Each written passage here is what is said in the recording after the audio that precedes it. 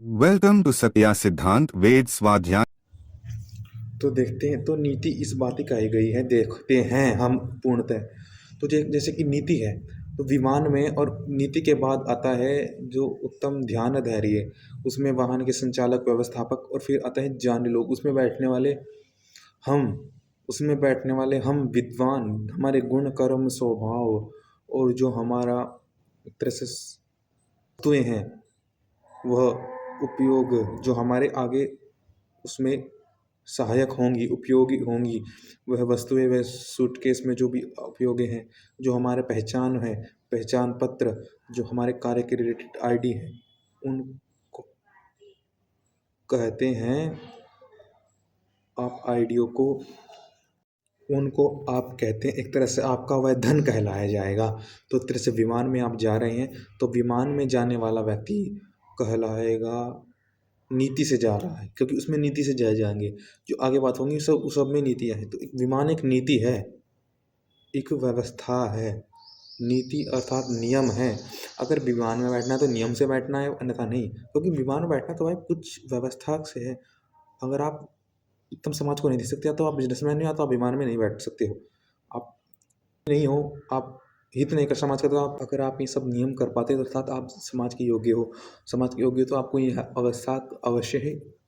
आपको ये पड़ाव पार करने पड़ेंगे। अब आपको पड़ाव क्या है, तो सर्वप्रथम इसमें पड़ाव आता है कि आप उस विमान के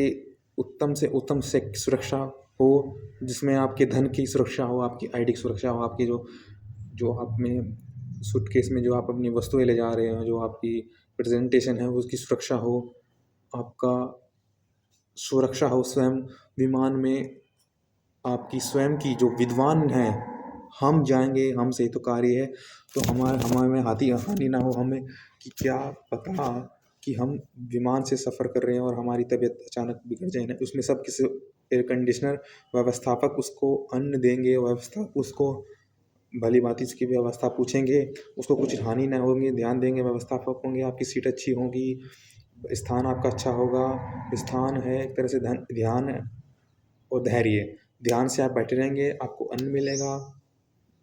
जिससे कि आप मनोरंजित होकर के इस यात्रा को करेंगे, नीति से करोगे, आप रोग युक्त होंगे, अर्थात आप बचाव हो। तो यात्रा सफ़र करने के लिए दूसरा पड़ाव है, पहला तो ये है कि उत्तम विमान हो, दूसरा उसमें सुरक्षा व्यवस्था अच्छी हो, उसमें अन्य आपका ध्यान रखने के लिए, सुरक्षा के लिए आपकी व्यवस्था अच्छी हो, ध्यान धैर्य। और इसमें तीसरा है कि गुण कर्म स्वभाव, विद्वान बैठने वाला उसी गुण कर्म स्वभाव उसको भी मान्य रखता है कि कितना उच्च है ये, कितना उसको सम्मान देना है, कितने कम पैसे में उसका सम्मान देना है। कि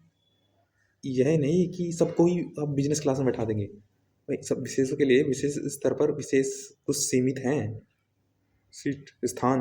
उन स्थान पर उन उच्च व्यक्तियों को नियुक्त करना है कि बिजनेस में उत्तम हो तुम, अर्थात तुम्हारी एक तरह से योग्य हो तुम, अर्थात तुम्हारे एक तरह स्थान है, तो उसी स्थान पर अर्थात तो तुम्हारे को गुण कर्म स्वभाव के अनुसार तुम विद्वानों का हम स्थान भी उसमें व्यवस्थापित करें, उसमें स्थान भी उसका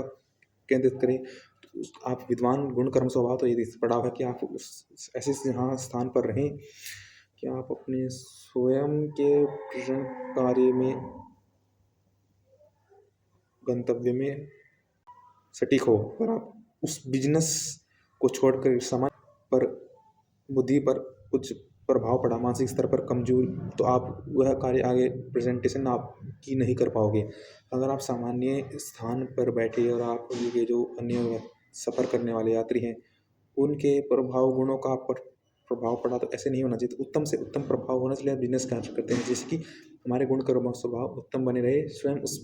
हमें अगले आगे कार्य जो प्रेजेंटेशन देना है वह सही बने, उसकी व्यवस्था सही बने, तो हम ईश्वर के गुण कर्म स्वभाव से जुड़े, जैसे कि हम को